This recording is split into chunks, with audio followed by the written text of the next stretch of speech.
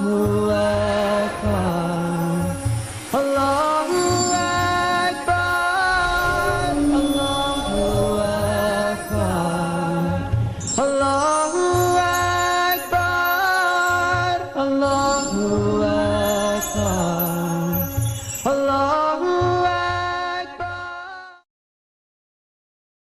باللہ من الشیطان الرجیم، بسم اللہ الرحمن الرحیم۔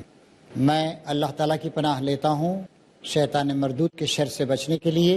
شروع اللہ تعالیٰ کے نام سے جو بے انتہا رحم فرمانے والا اور مہربان ہے۔ ناظرین، السلام علیکم ورحمۃ اللہ وبرکاتہ۔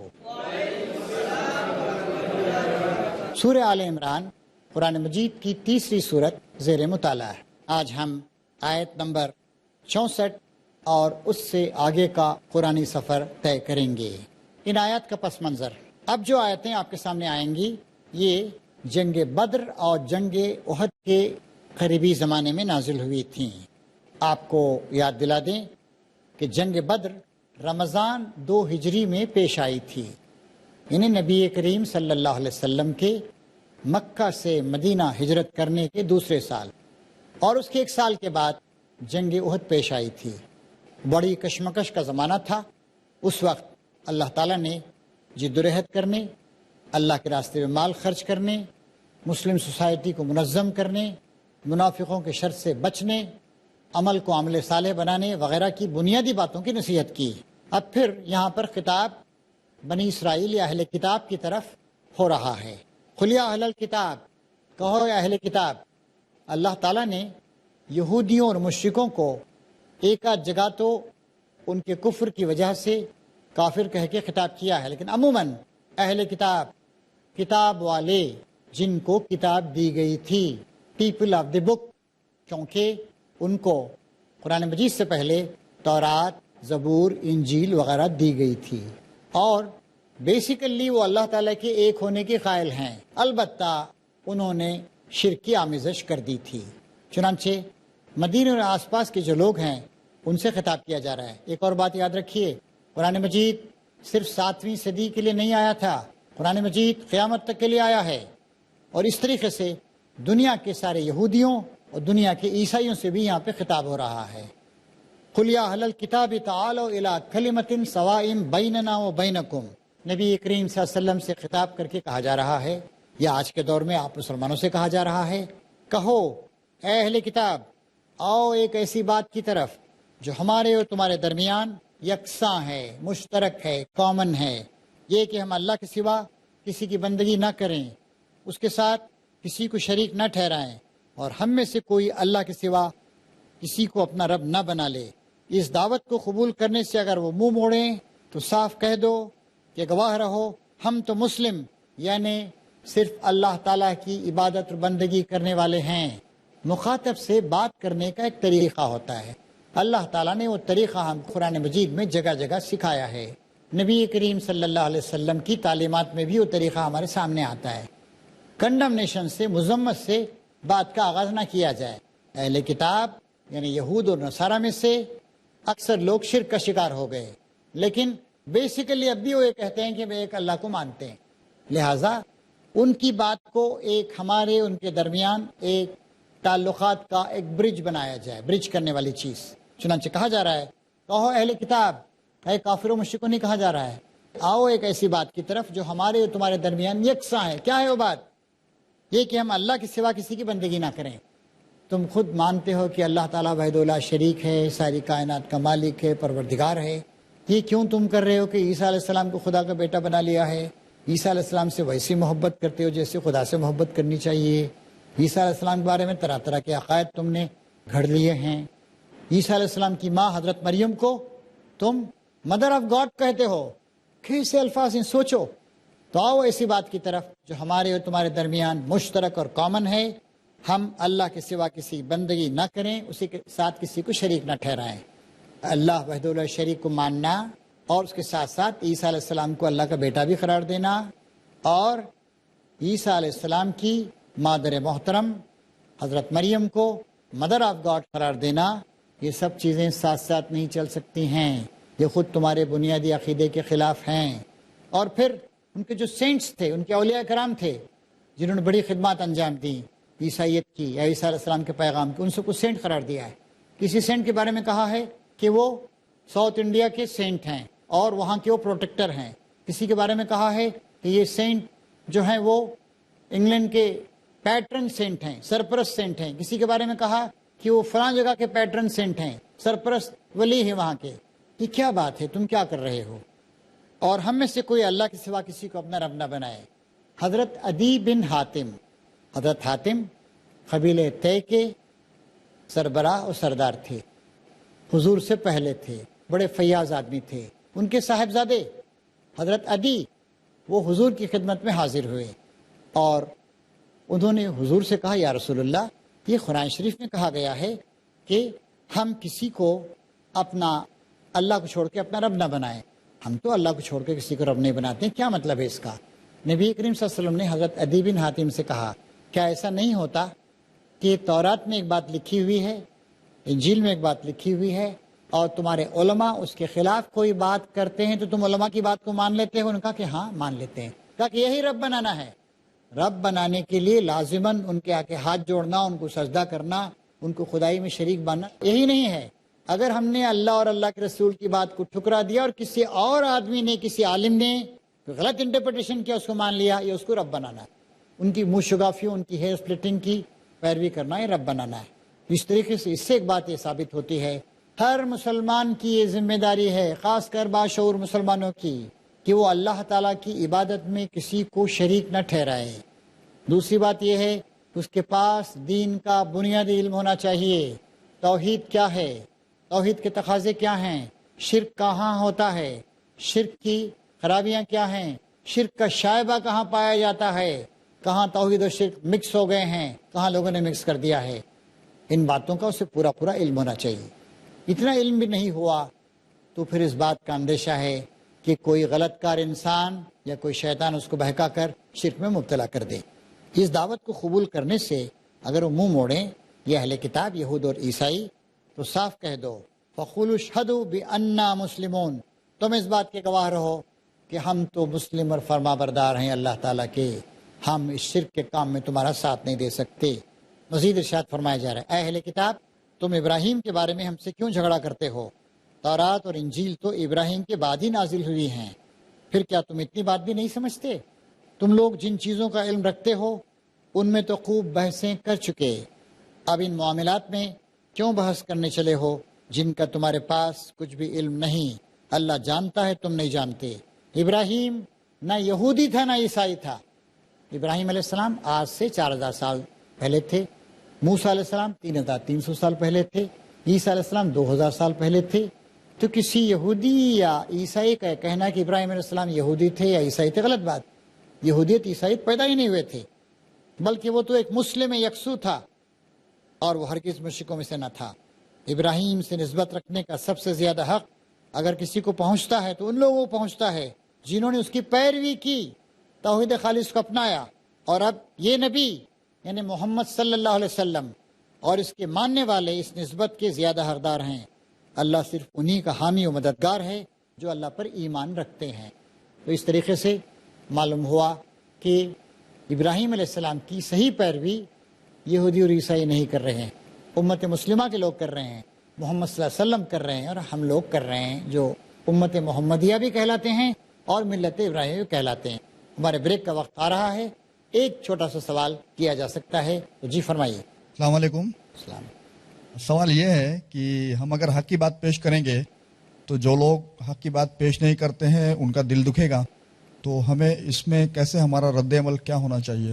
نبی کریم صلی اللہ علیہ وسلم سے زیادہ حق کی بات کسی نے ارشاد نہیں فرمائی، لیکن نبی کریم صلی اللہ علیہ وسلم نے بھائیوں کا مخاطب کیا۔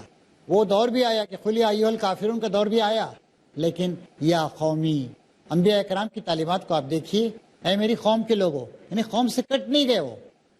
تو اس طریقے سے جن لوگوں کو مخاطب کرنا اور جن کی اصلاح کرنا ہے ان کے سامنے آپ کامن باتوں کو پیش کریں گے۔ دیکھیے اب یہاں پر ہمارے سامنے مثال آتی ہے، قل یا اہل کتاب، اے کافر اور مشرکوں نہیں کہا گیا، اے اہل کتاب کہا گیا، ان کے اچھے پہلو کو ابھارا گیا۔ جس آدمی کو آپ اچھائی کی طرف لانا چاہتے ہیں اس کی خرابی کو مت ابھاریے، بلکہ اس کی اچھائی کو اپیل کرتے ہوئے اسے بلائیے اللہ تعالیٰ کے دین کی طرف۔ یہ صحیح طریقہ ہے۔ محترم حاضرین اور ناظرین، انشاءاللہ بریک کے بعد ہمارا ورکشاپ جاری رہے گا۔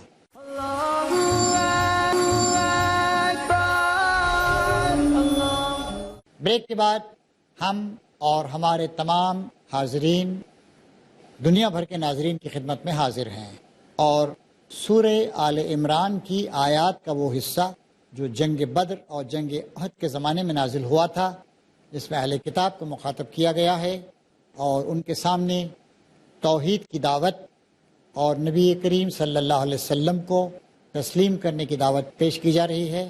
یہ ڈسکشن جاری رہے گا۔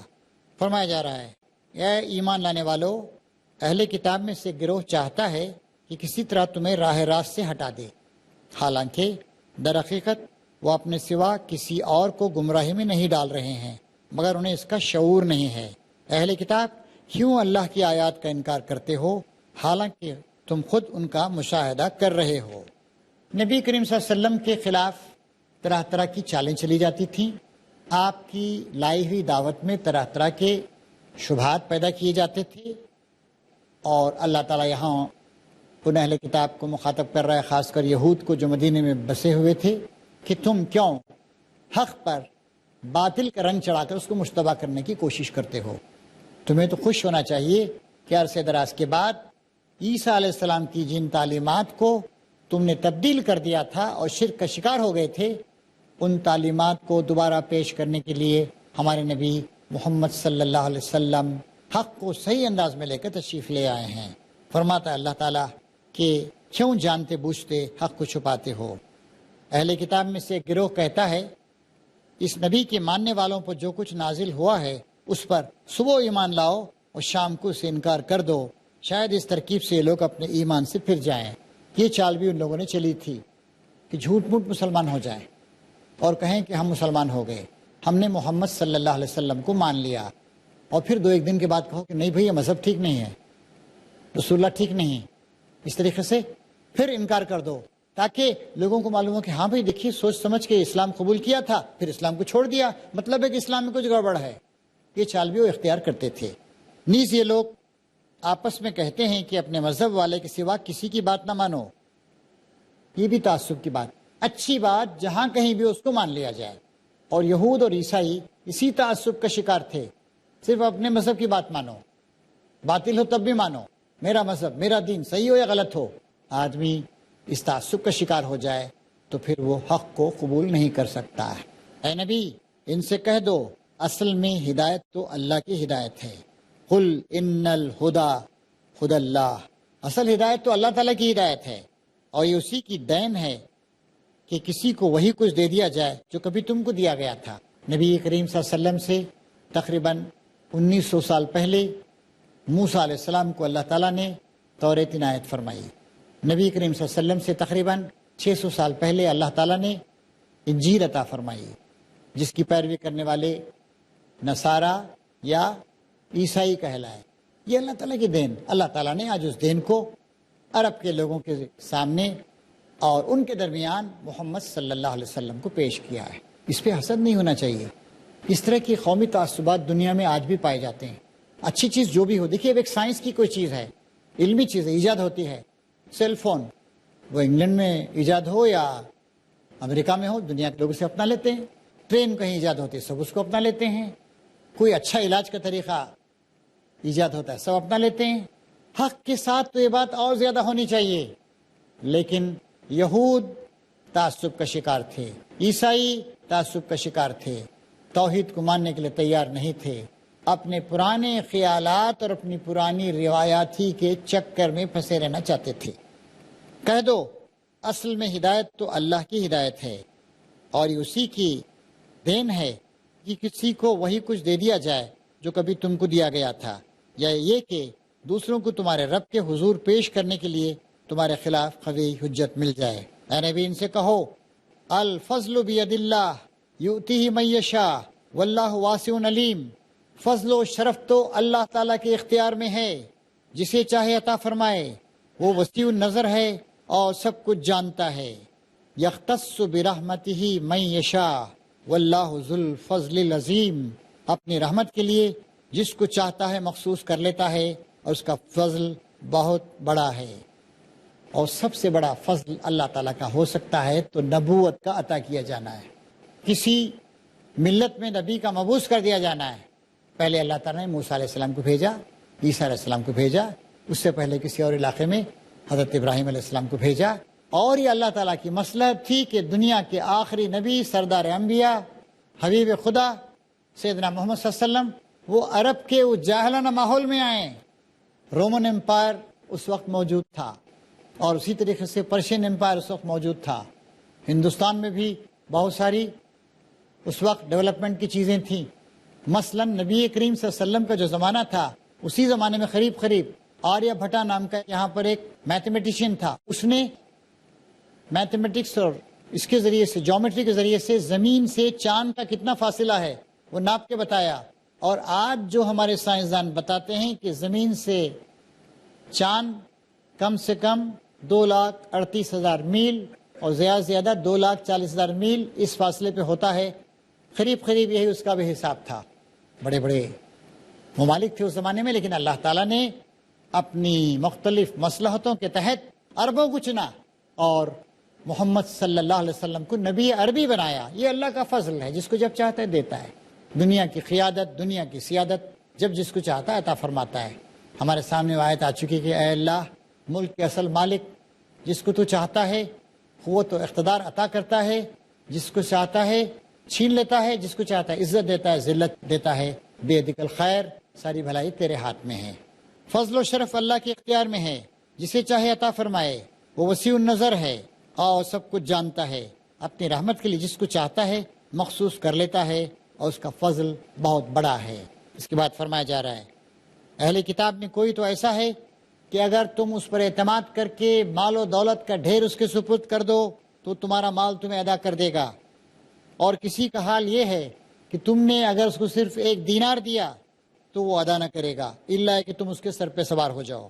ان کی اس اخلاقی حالت کا سبب یہ ہے کہ وہ کہتے ہیں کہ امیوں یعنی غیر یہودیوں, ان کے ایک لفظ ہے جینٹائلز, امی الٹریٹ جاہل لوگ, نان جوس کو, غیر یہودیوں کو یہ یہودی جینٹائلز کہتے ہیں. جیسے اچھوت کہا جاتا ہے یا ہریجن کہا جاتا ہے, دلت کہا جاتا ہے. امیوں غیر یہودیوں کے معاملے میں ہم پر کوئی مواخذہ نہیں, کوئی سوال جواب نہیں ہوگا. یہ بات وہ محض جھوٹ گھڑ کر اللہ کی طرف منسوب کرتے ہیں, حالانکہ انہیں معلوم ہے کہ اللہ نے ایسی کوئی بات نہیں فرمائی ہے. یہ ان کا اپنا تعصب ہے. اللہ نے ایسی بات نہیں کہی کہ یہودیوں کے لیے الگ قانون, غیر یہودیوں کے لیے الگ قانون, اور تم آپس میں ظلم نہ کرنا, دوسروں پہ ظلم کر سکتے ہو, آپس میں سود نہیں لینا, دوسروں سے سود لے سکتے ہو. چنانچہ یہ بھی دیکھیے, بائبل کے نسخوں کو دیکھیے, اولڈ ٹیسٹامنٹ کو دیکھیے, سود سے منع کیا گیا ہے, لیکن کسی نہ کسی طریقے سے یہودیوں نے سود کو حلال قرار دے لیا. پچھلے 500 سال سے دنیا کے سودی کاروبار کا بہت بڑا حصہ یہودیوں کے ہاتھ میں ہے. یہ سب اللہ تعالیٰ کے احکام, اس کی شریعت کے ساتھ کھلا مذاق ہے اور کھیل ہے, اللہ تعالیٰ کی سری نافرمانی ہے. دنیا کے سب سے بڑے بینکرز آج یہودی ہیں.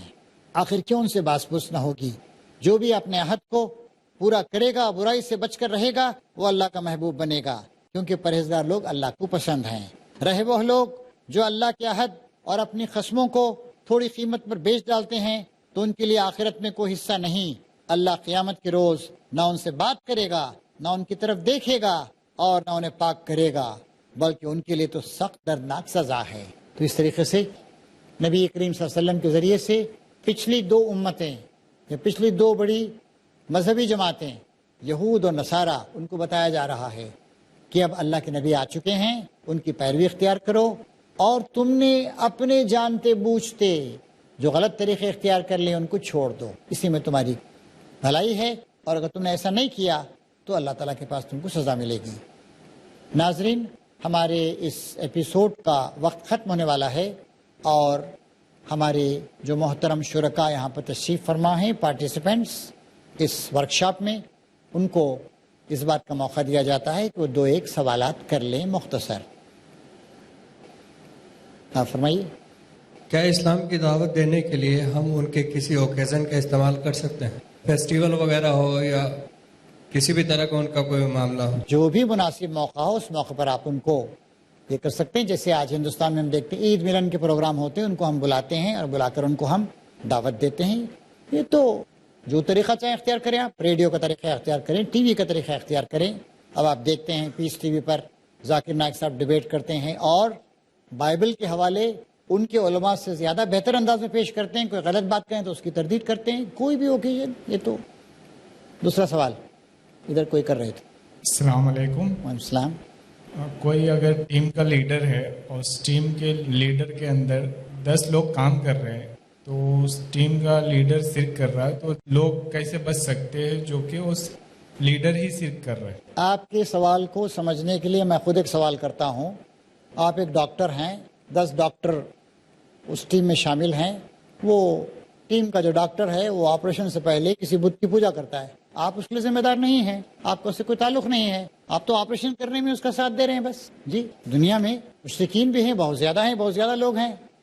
ہمیں ایک اصول دیا گیا، تعاونوا علی البر والتقوی، نیکی اور تقوی کے کاموں میں سب کی مدد کرو، اور شرک یا برائیاں، بغاوت، کسی کی مدد مت کرو.